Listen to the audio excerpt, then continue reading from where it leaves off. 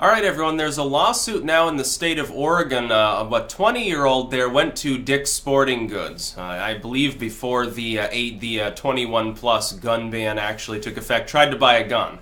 Was told, no, you're not 21, so you're not allowed to buy a gun in the state of Oregon. Then he went over to Walmart, tried to do the same thing again, was told, you're not 21, now suing on the basis of the violation of his rights. I stand by him. He's absolutely right. Here's why. We've got a legal precedent already.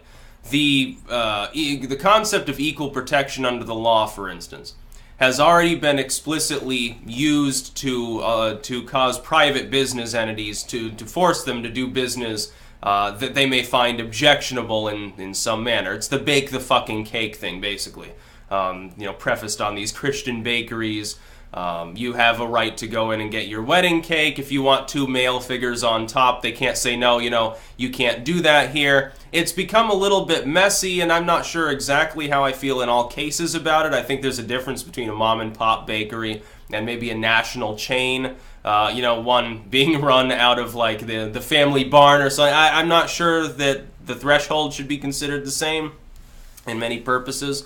One of them, although it's a business, it is also, technically, in some cases, it's on a residential property. We've had cases where people have been sued because they didn't want to use their family property, like their farm that they advertise as being like for weddings. They didn't want to have a gay wedding. They get sued. Yeah, but it's their private property too, and I think that it should be different. But if you can construe equal protection under the law as having something to do with your right to obtain a gay wedding cake, certainly, how much more would you have the right to obtain a firearm if you have achieved the age of majority, it is otherwise lawful? That is a specifically enshrined right. The Constitution explicitly says, yeah, by the way, you have the right to keep and bear arms. The militia will not be infringed, the militia being the private population, well regulated in the sense of 1700s era English, if you know anything about it. Now, of course, has nothing to do with regulated in the sense of, the government passes regulations. No, it means that literally the militia is capable of functioning, as in people have enough arms and ammunition to be called up if necessary to do so. Has also, by the way, nothing to do with a military that didn't even exist when the Constitution was actually put into effect. So, that's specifically protected. Wedding cake is not specifically protected, and yet Congress and the courts can come forth and say, well, yeah, we're construing it in that manner. Yes, you have equal protection under the law. You can't be discriminated against. This private business can't refuse you service that it would otherwise give to other people who would be eligible. An 18-year-old is allowed to buy a gun. Now, there are several problems. No, we've already got a different precedent too. We've got, for instance, reciprocal carry. The concept at the federal level is you have the right to concealed carry a firearm. Federal government can't stop you. It's legal in most states, most of the better states. If a person is concealed carrying, they have a right to continue to concealed carry through reciprocal carry. They go to a different state, they can continue to do so. They can't be thrown in jail for what a native citizen would not necessarily within that state be able to do, because of course they also have the right to travel. So you already have this precedent. So why wouldn't, therefore, it be perfectly legal? If a person is capable of buying a firearm, age 18, 19, 20 in some other state, why wouldn't that be reciprocal as well, number one? Number two, it's unenforceable. Somebody can go across state lines and buy a weapon. They can straw purchase and buy a weapon.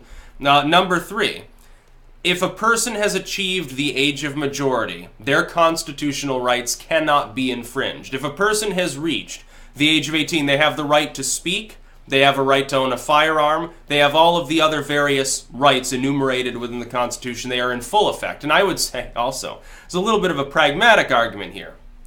A little bit of a it's fucking common sense argument. It makes absolutely no sense to say to an 18 or 19-year-old in Oregon, well, you can join the U.S. military, we'll teach you all about these weapons, you can go into a foreign combat zone and blow things up. Perfectly all right. You're perfectly rational and capable of doing that. This is what the government says. You can do that. But you can't own a gun here because, it's scary. You might shoot somebody. We wouldn't want you to defend yourself effectively. So in other words, an 18-year-old in Oregon can own a house, but they can't defend it with a firearm. They have to do something else in the meantime. I guess they have to buy several large dogs. They have to set up an electric fence and carry a baseball bat because they can't own a firearm. How wonderful it would be because now they're going to have to like buy a bodyguard or something. It makes no sense at all. I guess I'll have to date someone over 21. And that would be the other problem. For instance, let's say that you have a couple. One of them's 21, the other's 20. One of them can own a gun. Apparently, the other cannot purchase a gun. What happens when they buy one, keep in the house? What happens if the other individual uses it, the home is being broken into, and they defend themselves? You're setting yourself up for a legal swamp that you do not want to tread upon. No, this is absolutely unconstitutional. It's utterly in violation of the Constitution. If a person can vote, they can join the military, and do everything else. And don't give me the alcohol argument. I've seen this several times. Well, you know, the government can prevent you from buying alcohol if you're not 21. Alcohol is not constitutionally protected. There is no part in the Constitution that references alcohol other than, hey, we're prohibiting things and, oh, prohibition has ended. There's no constitutional guarantee the government shall not infringe your ability to get wasted regardless of your age. Personally, by the way, I would actually side with the pro-alcohol argument on that one for pragmatic purposes. I think it's, totally fucking moronic. But there's no specific constitutional protection. But firearms, absolutely. Second Amendment, the right to defend yourself. It's not just, by the way, firearms. In Texas, it's been construed as being even a broadsword. Yeah, you can carry around a broadsword. We don't care.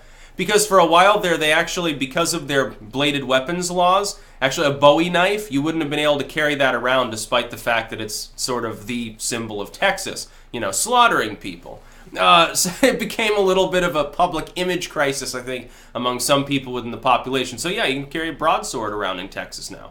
You can have a bayonet mounted in the back of your truck with no problems. You can carry around your machete and nobody can do anything about it. I support that fully, by the way. That's the true interpretation of the Second Amendment, is quite literally, there won't be any restriction on these sorts of small arms. Yeah, you can carry them.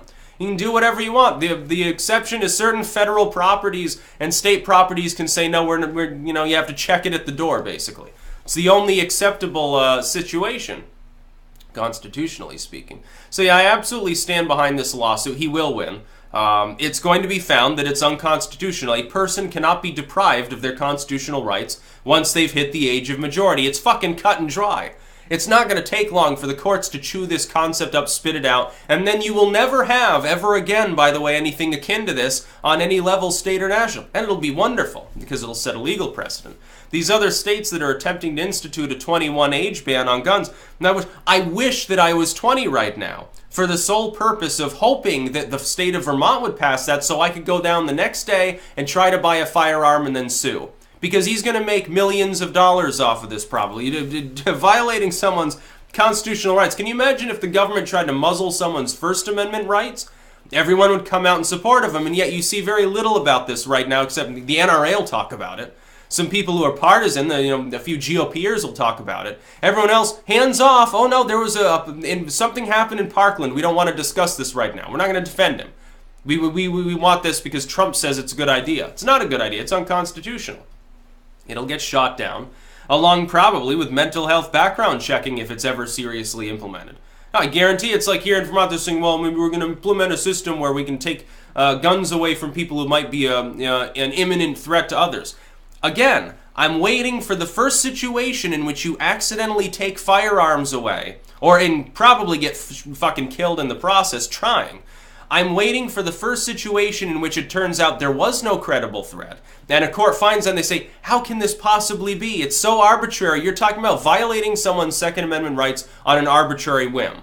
Unconstitutional. You can't do that. And that person is going to be sitting pretty for the rest of their life. They're going to be washing themselves with gold dust and laying on a bed made entirely of Benjamins at that point. It's going to be funny. So I can't wait to see the result of the lawsuit. It's so fucking cut and dry. It's such an easy case. Literally, he sues. He gets a lawyer right away. Like 10 minutes later, he probably had 5 or 6 people following him around, watching, just recording it. They're all lawyers. They're, please pick me. Trust me, I'll do it pro bono. Here, just give me a little cut when you inevitably win. Give me a little bit of that 7-figure total that you're going to become privy to. Don't worry about your student loans, kid. You've got it made. He's going to win. It's going to be funny. That's about all.